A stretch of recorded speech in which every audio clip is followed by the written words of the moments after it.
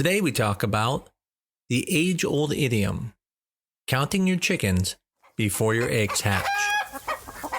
I'm Dr. Mark Amols, and this is Taco Bout Fertility Tuesday.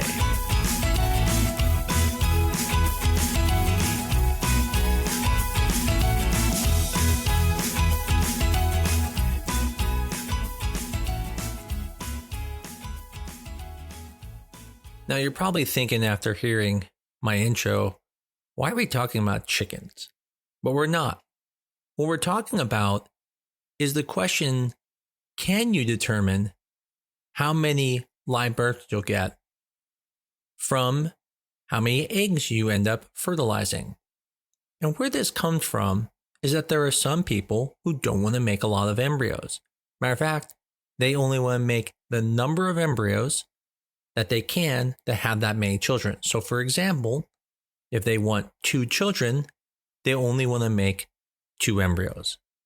And so I thought I should probably create a podcast that allows me to help people determine how many eggs they should fertilize. And from there, how many would they expect to make embryos? Now, it's important when I talk about this that these are statistics we're talking about. No one can ever predict exactly how many embryos you'll get. Technically, for every egg you fertilize, you could technically get an embryo, and every embryo could lead to a live birth. So if you absolutely want zero risk, then the only thing you can do is do 1 egg, fertilize with 1 sperm, and then make 1 embryo and see what happens and do it over and over and over. But for most people, that's going to be very expensive.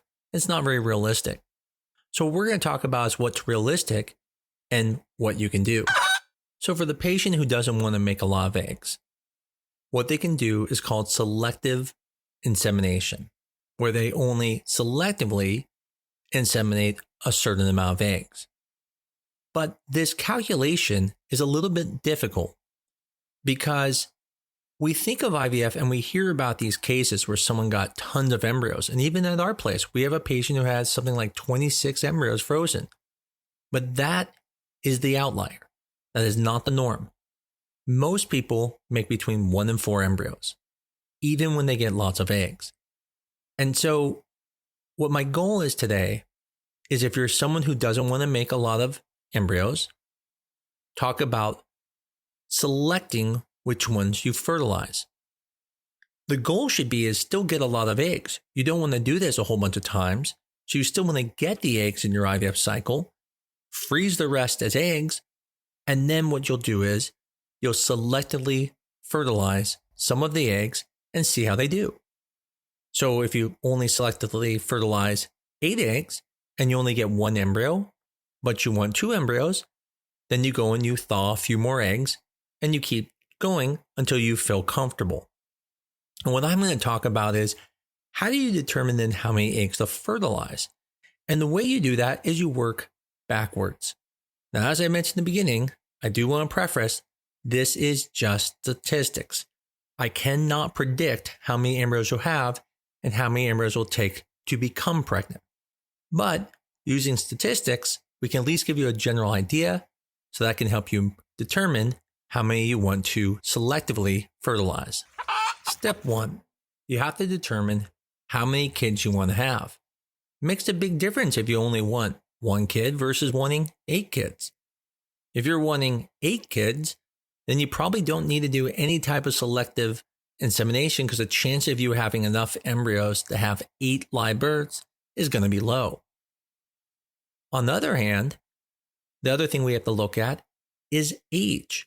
Age plays a big part on the chances of something working or not. The other thing that comes into play is the success of the lab. If you have a place that only has a 10% live birth rate, then it's going to take more embryos to end up having a live birth versus a place that has a higher live birth rate. And so using all these things, we can make a general idea. Now, I can't know every clinical practice, so I'm only going to talk about this from the standpoint of average pregnancy rates based off of the CDC data. Now, what you'll do is you start first with how many kids you want. Now, for simplicity, let's assume 100% live birth rate per embryo you put back. So if you want X number of kids, then you have to say, okay, well, I have to start with that number of blastocysts. And we know that only about half of the embryos that are made through fertilization become blastocysts. So you take that X and you multiply it by 2, and now you have 2X. But then you also have to determine how many eggs you need to fertilize to get to that 2X. Well, we also know that the fertilization rate is probably going to have to be 70% because you're going to need to do ICSI, which I'll explain in a second. And so you have to now take that 2X and divide that by 0.7 because you're expecting around a 70% fertilization rate. The reason you need to do ICSI is because if you're going to selectively fertilize the eggs, you need to know which eggs are mature and which ones you can fertilize. So if you just took, let's say, 3 eggs and put sperm on them, and then the next day you check and you find out they weren't mature, now you have no embryos. So usually if you're going to do a selective fertilization, you're going to need to strip the eggs, find out which ones are mature, which ones are immature, and then what you'll do is you'll ICSI them to fertilize them. So let's take some real world examples. Let's start with 1 embryo. So all you want is 1 embryo. And to get that, then you have to have at least 2 embryos to start with to have 1 blastocyst. Which means then to be able to get 2 embryos, to be able to get to 1 blastocyst, you have to start with 3 eggs. Now I know what you're thinking, well, 2 divided by 0.7 doesn't make 3, but the thing is you can't have partial embryos. You can't have half of a blastocyst, half of an egg, or half of a embryo. So for that reason, you have to use whole numbers. So to get 1 blastocyst, you have to at least usually start with 3 eggs. Now again, that doesn't mean you can't have 3 eggs become 3 embryos. It can. But we have to use statistics somewhere so you can have a starting point. And what about 2? Well, the same principle here. If you take 2 blastocysts and you want to make that, you have to at least start with 4 embryos. And that means you have to start with at least 6 eggs to be able to get those 4 embryos. And then those 4, likely half of them will make it to blastocysts and you'll have 2 embryos. And for 3 blastocysts, you need to start with 9 eggs. And for 4 blastocysts, you need to start with 12 eggs. So as you can see, as you keep going up in the number of blastocysts, you're pretty much adding 3 more eggs that have to be fertilized. So then it's solved. If you just want 1 kid, you just need 1 embryo. But unfortunately, it's not that simple. The next part of this equation is you have to realize that there are different chances of being pregnant just by age. Now for simplicity, we're going to use someone who is under 35, which we know that 60% of the embryos are going to be at least normal from a genetic standpoint, and so a better chance of working. What this means is if you have 1 embryo, meaning a blastocyst at the end, you have a 60% chance that that embryo is euploid, meaning normal from a genetic standpoint. And if it is euploid, that means then that embryo has almost a 60+% chance of ending in a live birth. So even if you have an embryo, it doesn't mean it's euploid. And even if you have a euploid embryo, it doesn't mean it's always going to work. It's only going to work 60+% of the time in a live birth. So the question then is, well, what's the chances of having a euploid embryo? Well, again, this is based off of age. So if you are 35 or younger, if you have 1 embryo, you have a 60% chance of at least the embryo being euploid. If you have 2 embryos, again, blastocysts we're talking about, there's at least a 75% chance that 1 of the embryos are going to be euploid. What if you have 3? Well, now we're up to an 87.5% chance that at least 1 embryo will be euploid. And if you have 4, we're up to 93.75% chance. But what about other age groups? What are their statistics? Unfortunately, it's very dismal. At 38 years of age, with 1 embryo, there's approximately a 30% chance of it being euploid as a blastocyst. With 2 blastocysts, the chance of having 1 euploid embryo is around 51%. With 3 blastocysts, there's a 65.7% chance that at least 1 is euploid. And by the fourth embryo, at least a 75.99% chance that at least one is euploid. Meaning, even with 4 blastocysts at age 38, there is only a 75.99% chance that one of the embryos is going to be euploid. If you get to age 40, it gets worse. One embryo only has a 20% chance of being euploid. 2 blastocysts, 36% chance, 3, 48.8, and 4, 59.04%. When you get to 42, only 10% chance with one embryo. 2 embryos will give you a 19% chance that at least one of the blastocysts are euploid. 3 will give you a 27.1% chance, and 4 will give you a 34.39% chance that at least one of the blastocysts are euploid. That's not even a 50% chance. Let's dig a little deeper. What are the chances if you wanted to make sure you had a 90% chance of getting one euploid embryo? How many embryos will you statistically need in each age group to get a 90% chance that one of your blastocysts come back euploid? So we talked about this.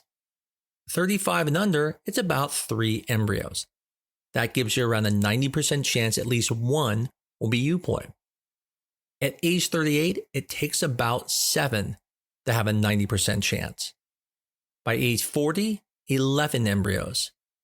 And by age 42, about 22 blastocysts.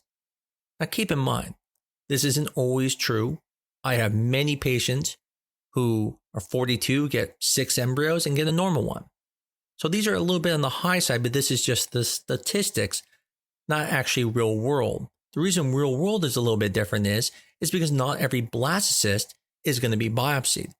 So what you see in biopsies are slightly different than what we would see if we could actually know the DNA of every blastocyst that's made. But the important point here is you can see this gets very difficult once you get over age 35. And so when someone comes to me and says, I want to make sure I don't have a lot of embryos left over, and I want to do selective fertilization, I get very nervous because I know if they're 38, it could take up to 7 embryos to at least have a 90% that there is one euploid. If they're wanting 2 kids, there's no reason to do selective fertilization. But the thing is, there's this ethical dilemma. It doesn't matter what the statistics say. If you fertilize 4 eggs, you can get 4 embryos. Matter of fact, I just had a patient who I've been with for many, many years. And this patient went through multiple transfers on their first time going through IVF. And on the last transfer, she finally got pregnant. So then she came to my clinic and we went through IVF and we did PGT testing this time. And a lot of her embryos were abnormal and she would not get a lot of embryos that were euploid every time. And she went through this and had a live birth, and she went through again and had another live birth. And she recently came back and they're like, we have one more pregnancy in us. And so I said, let's do it. And she was fairly reasonable about what to expect. Matter of fact, I feel like she was almost pessimistic and I was more optimistic than her. But she's a bit older, and so she knew that her chances were going to be lower. But what's crazy is we ended up with more euploid embryos on this one cycle with less eggs developed than she has on any of her prior cycles, even when she was really young, less than 30. So the point is, no one can predict the future. We can only look at the statistics and plan from that. And so at the end of the day, if ethically you cannot have an extra embryo left over, then you have to do one at a time. But for the rest of you, you have this formula. If you're under age 35, I would tell you for every embryo you want to transfer, you need at least 3 eggs. And statistically speaking, it takes about 2 embryos to really have a good chance of having a live birth. And so if you're starting with 2 blasts, you're really talking about at minimum 6 eggs. And what's interesting about that is that's the same number of eggs that usually you get when you buy donor eggs. 6 eggs for one live birth. Now, if you're someone who is wanting more kids, I would say once you're looking at 2-3 kids, you can safely fertilize up to 16 eggs, maybe even as high as 20, and feel very comfortable. But as we discussed, if you don't feel comfortable with even having one extra blastocyst around, you're going to have to be more conservative. And usually that's what I do. I give patients a conservative number to fertilize and a little more liberal number. In the end, if this was all the same cost, it wouldn't matter. The problem is there is a lot of cost associated with this. Every time you want another egg out, they have to thaw it. Then they have to use a new ICSI needle. Then they have to culture it out. There is a lot of cost associated with this, and it is never cheap to do this. So it's very important that you understand what you're getting yourself into. Now, is there any other option? There is.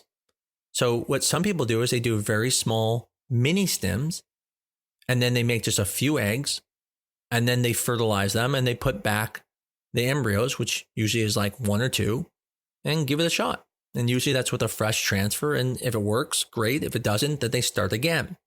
Now, this can also be expensive because you don't have as many embryos, and potentially it can take multiple tries.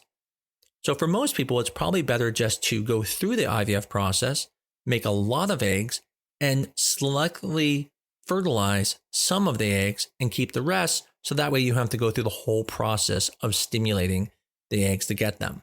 Because that's probably the biggest cost out of all this. So the simple answer is, just remember this mathematical equation. 1 minus, open parentheses, 1 minus 0.60, close parentheses, to the power of n, greater than or equal to 0.90.